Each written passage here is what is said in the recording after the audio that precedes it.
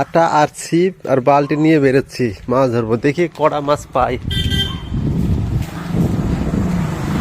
আমাদের রুমের পাশেই মানে খাল একটা যাকে বলে হাই ড্রেন, এই ড্রেন থেকে পানি যায় আপনার কেরালার ড্রেন, বড় এটা, আপনি দেখলে বুঝতে পারবেন।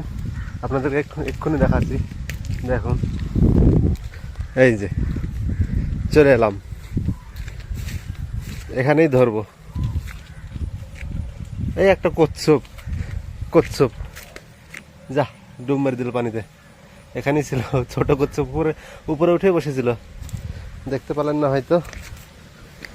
তো এখানে ধরবো এখন, এখন বাজছে 4:30, 6টা অবধি ধরবো, তাহলে আমাদের তরকারি হয়ে যাবে আজকের মতো। ঠিক আছে, তো দেখতে থাকুন, কড়া মাছ পাই লাস্ট পর্যন্ত দেখাবো যে কড়া মাছ পাচ্ছি, কি মাছ পাচ্ছি। এই দেখেন বন্ধুরা, মাছ কটা পাইছি দেখলেন, বলছিলাম না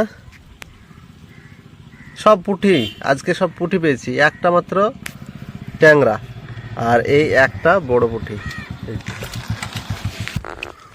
হয়ে গেল আজকের মতো মাছ ধরা, আজকের মতো যা হলো এই তরকারি হয়ে যাবে। লাস্ট পর্যন্ত ভিডিওটি দেখার জন্য সবাইকে ধন্যবাদ।